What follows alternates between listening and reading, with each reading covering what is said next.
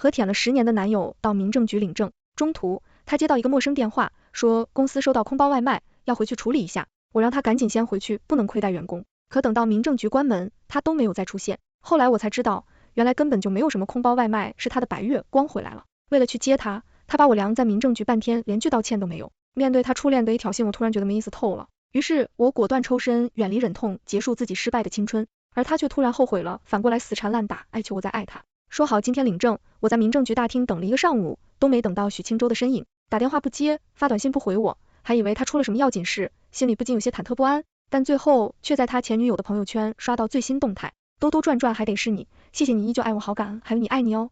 后面是比心手势，配图是在车里，一男一女分别坐在驾座和副驾座上，彼此的手十指紧扣牵在一起，恋爱感十足。虽然都没露脸，但我知道男的就是许清洲无疑。车子内饰收纳和我认的男士的手我也认得，我舔了他10年，对他的一切实在太过了解，绝不可能认错。真后悔对他为什么要那么了解，想再继续装瞎，继续带滤镜都不可能了。我排除万难，好不容易才拿到户口本，要和他领证结婚，没想到竟是这样的结果，真的好讽刺，就仿佛老天都在制止这段一厢情愿的姻缘。我爸不止一次咬牙切齿，重戳我脑门，恨铁不成钢，打骂你脑子是不是进水，怎么就看上这么一个玩意儿？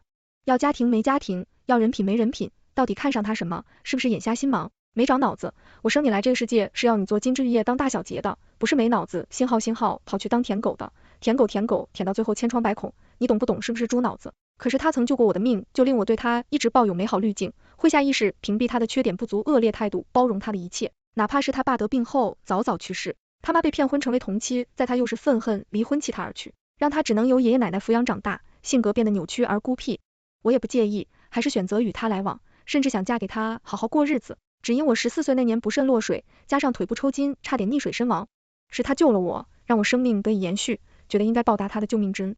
可是在这一刻，我突然觉得是该结束了，是该放过自己吗？喂，你在哪儿？我想有始有终，好聚好散，决定把话说清楚，于是拨打许清洲的电话。然而回应我的却是高珊珊的声音，嗨，有如烟，好久不见，阿周去卫生间了，没带手机，你有什么事吗？我内心顿时一阵窒息感传来，火气瞬间上冲，语气很不善道。打电话给他，高珊珊却得意笑道，你别白费心思了，他不想接你电话，我知道你们今天要领证结婚，但他不想和你领证了，你还是识趣点，主动放手吧，这样对你对他都好，不是吗？打电话给他，让他自己把话给我说清楚，已经没这个必要了。他的态度已经很明确了，不是吗？有如烟5年前赢不了我，5年后我还是赢不了我，你还是死心放弃吧，别再做舔狗了，挺星号的。高珊珊得意说完，直接挂断电话，把我气得脑子空白，说不出话来，再拨打电话过去，他直接关机了，真的好可恶，好气人啊！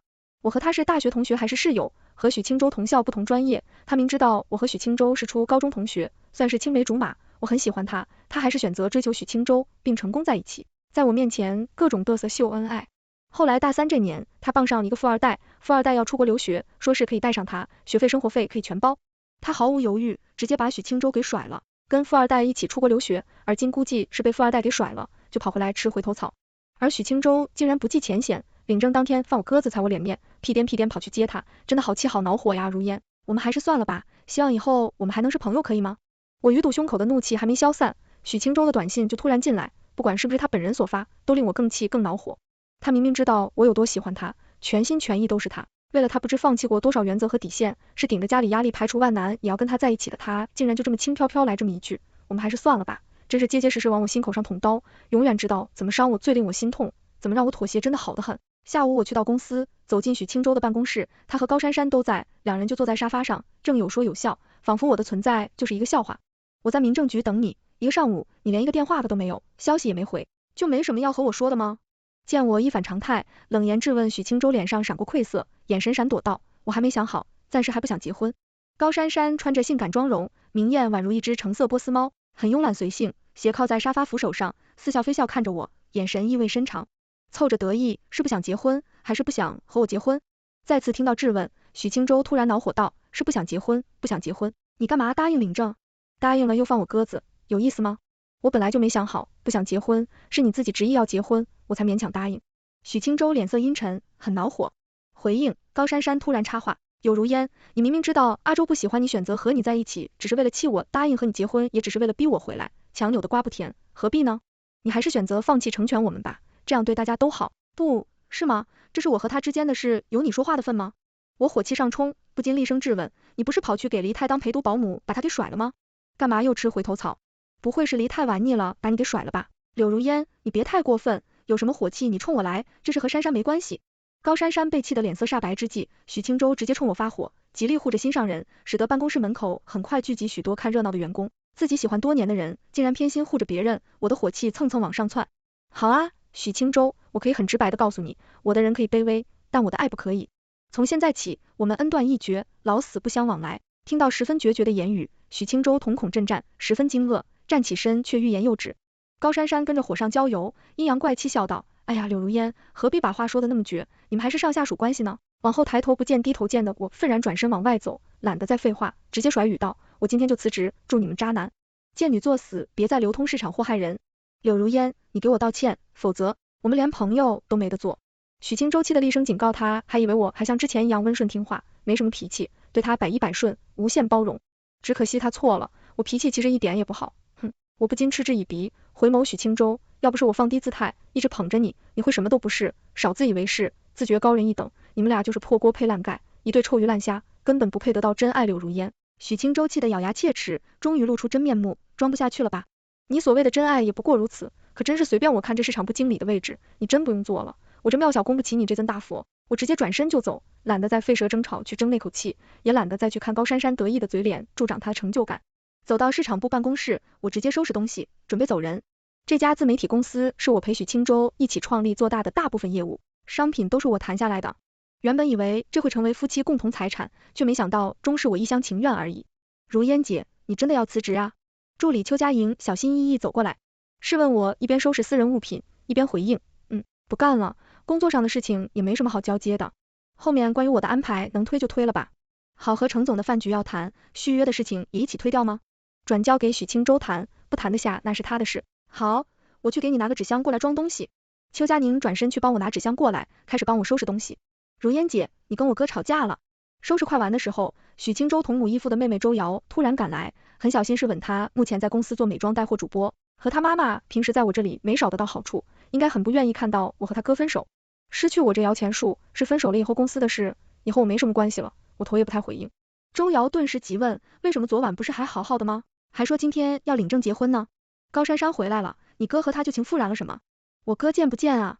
他被甩过一次还不够，他竟然还要。周瑶火气上头，激动说完，转身就想去找他哥理论，却迎面就撞上高珊珊和许清舟站在门外，两人阴沉着脸，脸色难看至极。你到底有没有教养？道歉给珊珊道歉。许清舟怒视周瑶率先开口，高珊珊则一副渲染语气十分委屈的样子，咬着唇不说话，就好像她是一朵柔弱不能自理，需要人呵护备至的小白花。和她说句中话都是在欺负她。然而周瑶却不依，直接指着她怒道，我有说错吗？难道不是事实吗？当初他嫌贫爱富，把你给甩了，跟着富二代出国那么多年，可不就是被人玩腻了给甩了？见你有钱了，发达了才跑过来找你的吗？他许清舟越听越气，越听越气，双眸猩红，双手颤抖，竟然忍不住扬手就甩周瑶一大嘴巴子。我竟没想到他竟然还打女人有暴力倾向。而高珊珊却委屈巴巴，假意阻拦，故作埋怨道，阿周，你干什么呀？怎么可以动手打瑶瑶呢？他不了解情况，不知道我有不得已的苦衷，有误会很正常的，有话可以好好说。闭嘴吧，你哥在这儿表演什么茶艺呢？我哥眼瞎心盲还智障，他吃你这一套，我们不可吃。周瑶直接怒怼许清舟，愤怒发话，滚回你的工作岗位上去，别让我说第二遍。周瑶愤恨瞪他一眼，直接愤然离开，朝他的直播间走去。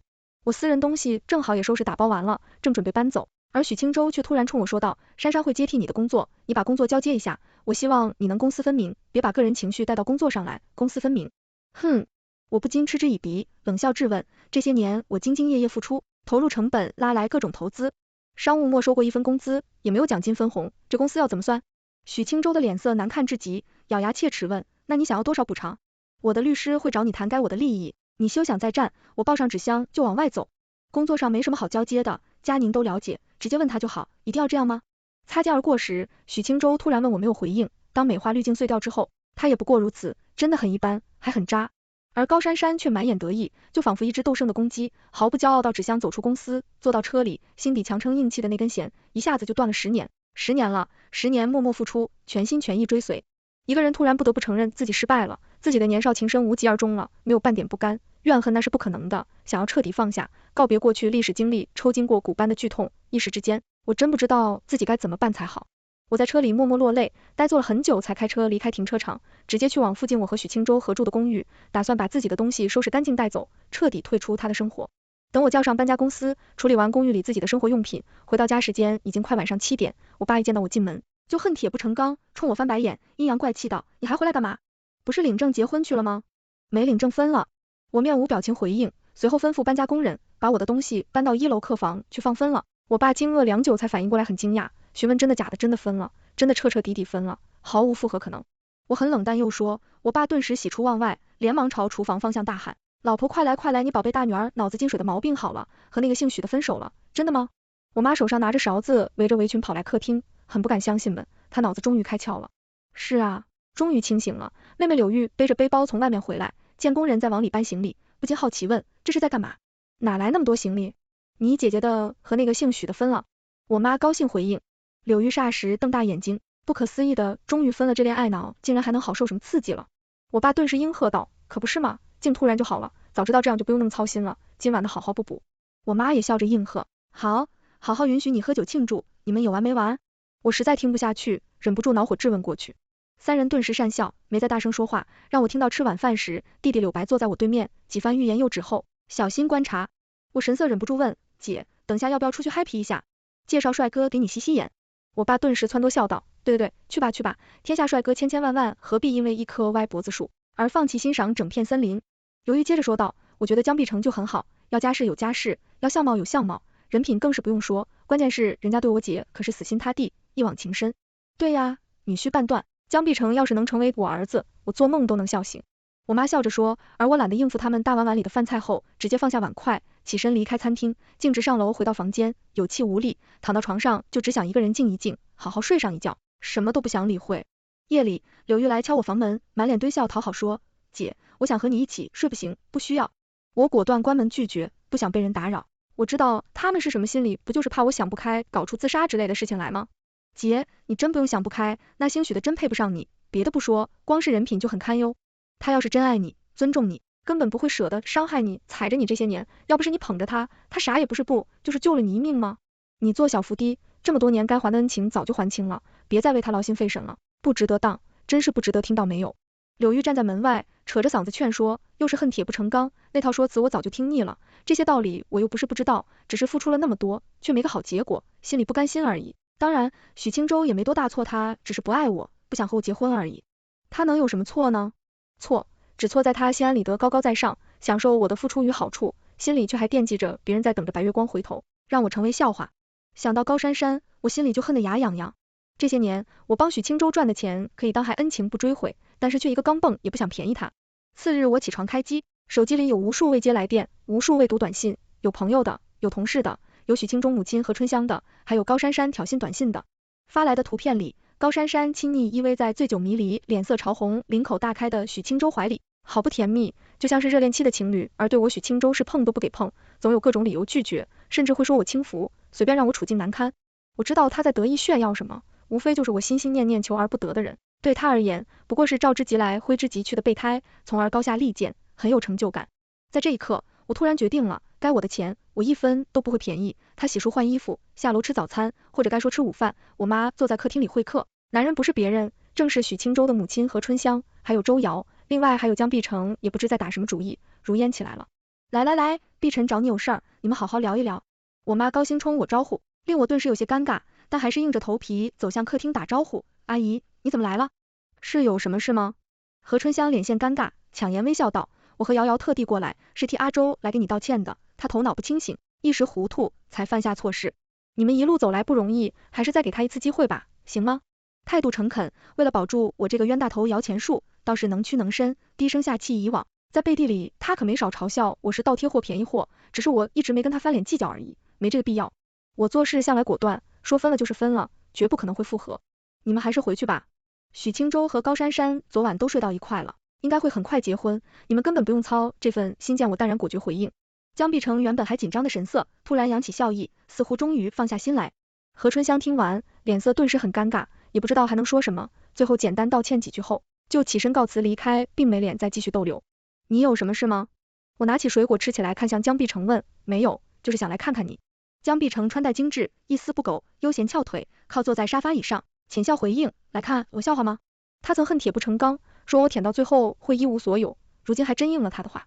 江碧城无奈浅笑，不是我没那么没素质，你不是在国外吗？项目忙完就回来了。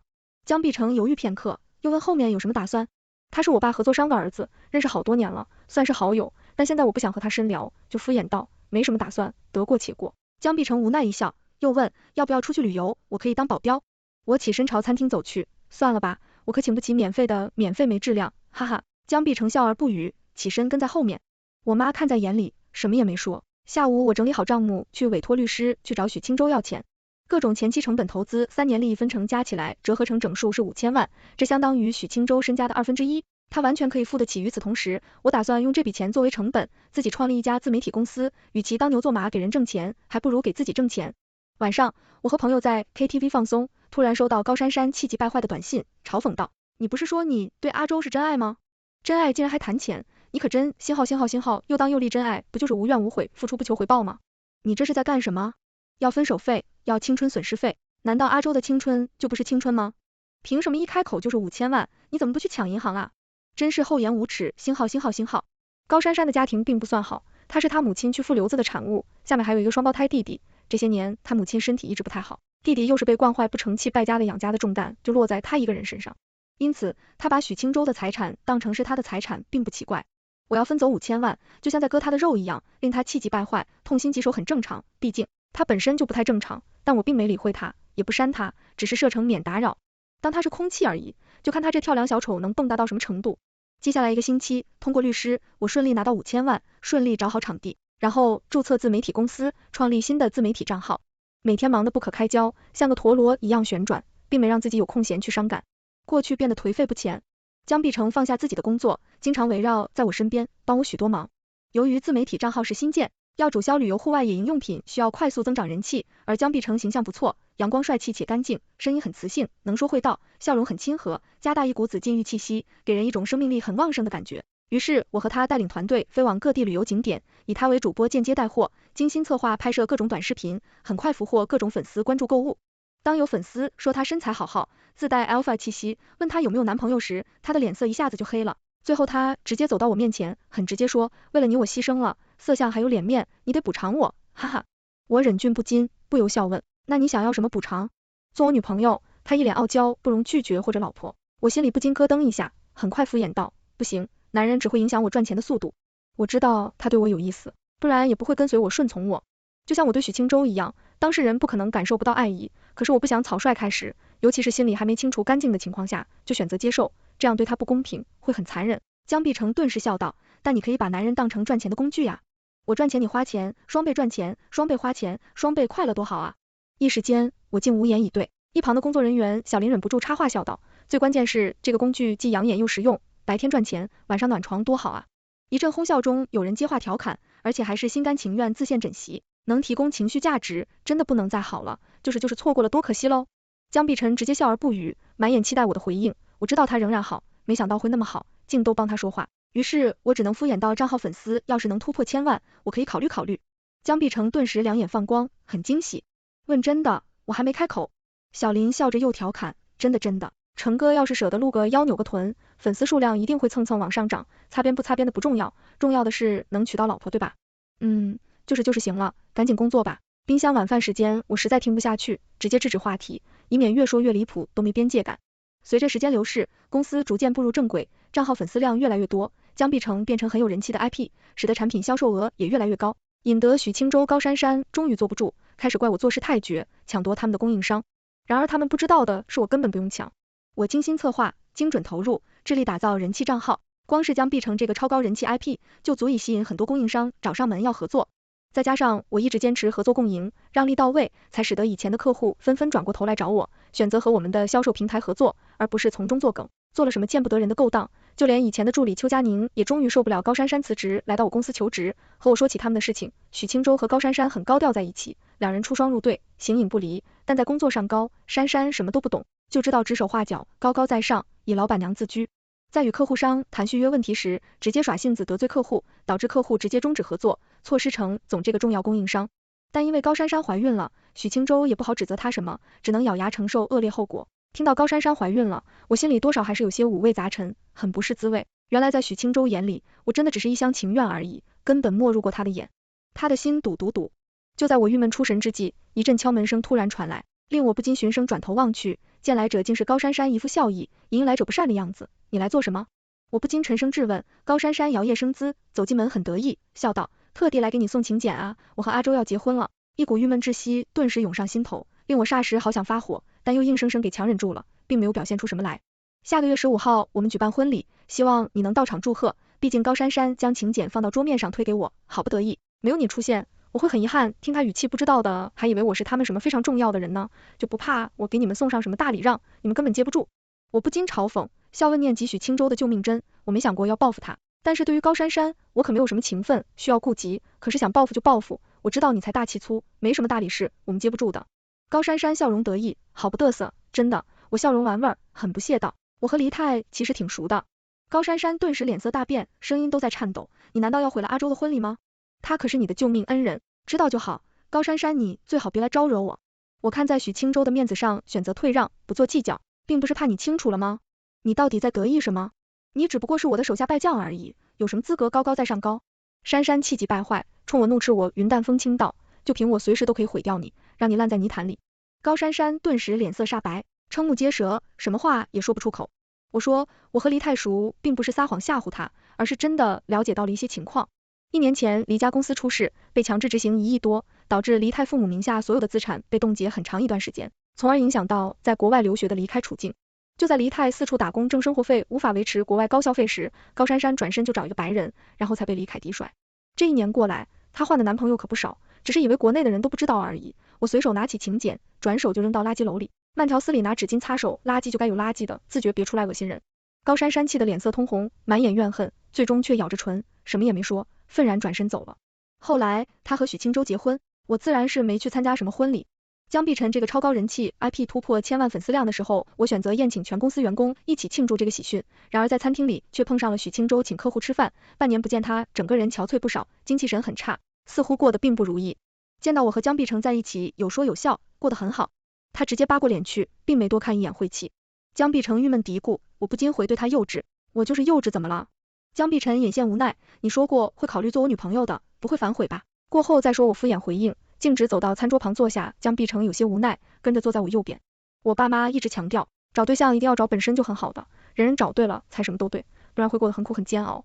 江碧晨人很好，情绪稳定，性格好，家世相貌身材也都没得挑，就是跟他太熟了，跟兄弟似的，有点下不去手。顺利聚完餐后，很愉快散场，我和江碧晨一起走向停车场，他很突然又很认真问，可以做我女朋友了吗？哼，我不禁无奈讪笑，很直接问，你不觉得我们太熟了，牵手都没感觉吗？不觉得。江碧晨一脸认真，直接十指紧扣，牵上我的手，并一把将我搂进怀里，让我去听他的心跳。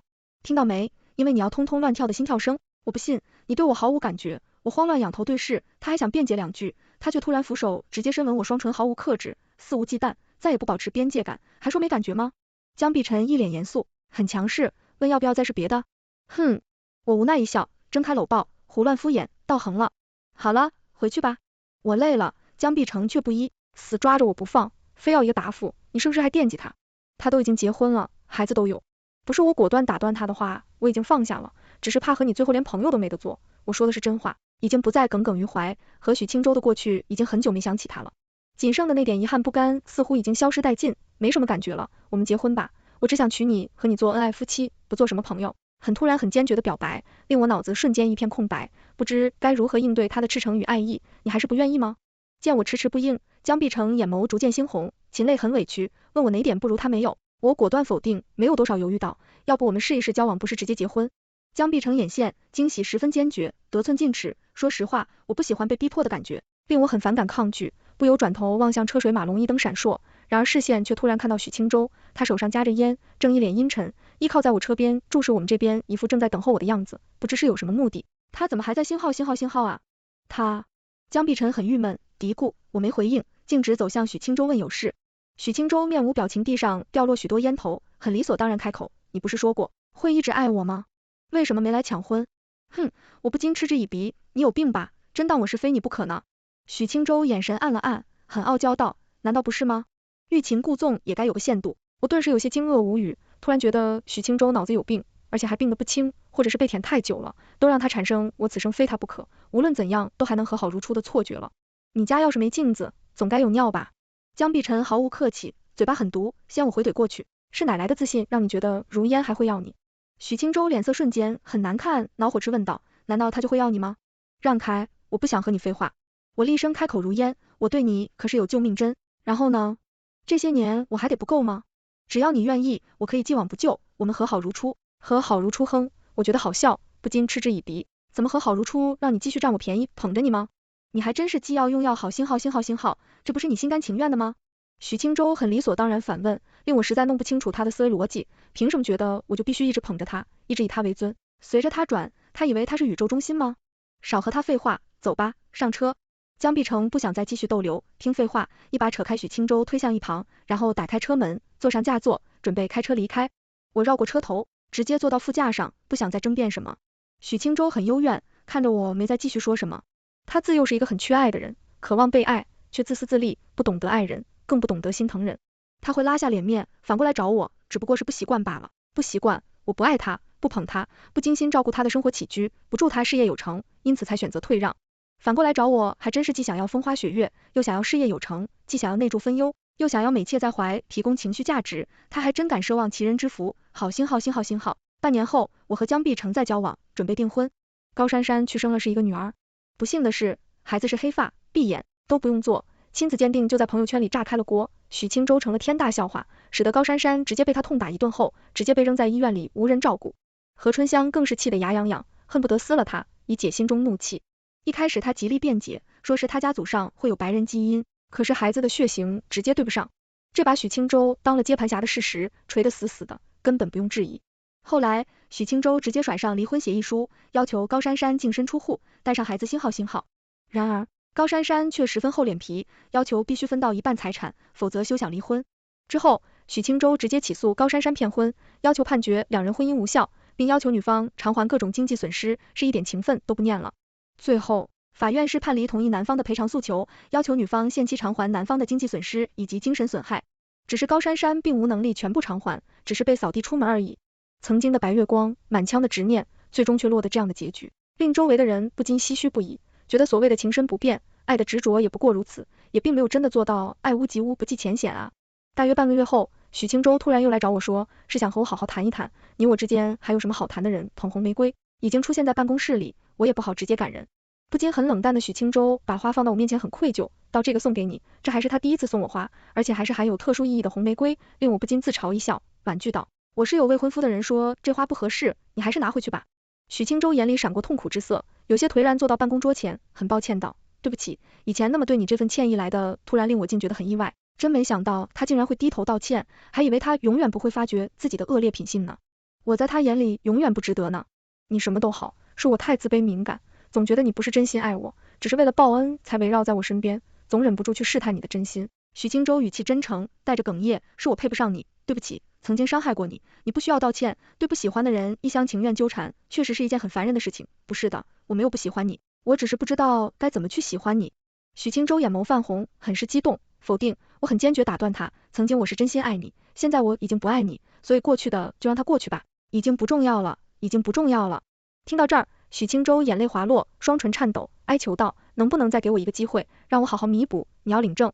结婚那天我取了3次号，你都错过了，我很冷漠，拒绝我给过你很多机会，错过了就是错过了，不是你后悔了，想回头就能回头，想弥补就有机会弥补，我的人生永远值得，最好的你再也不会是我的选择，明白了吗？听到十分果决的回答，许清舟颓然垮下肩膀，耷拉下脑袋，哽咽嘀咕道，你就不能再爱我一次吗？我真知道错了，我毫无情绪波动，伸手拉开抽屉，从中拿出一张请柬，推给他，下个月18号，我结婚，希望你能来。许清舟满眼震惊，愕然看着我，嘴唇颤抖，什么也说不出口。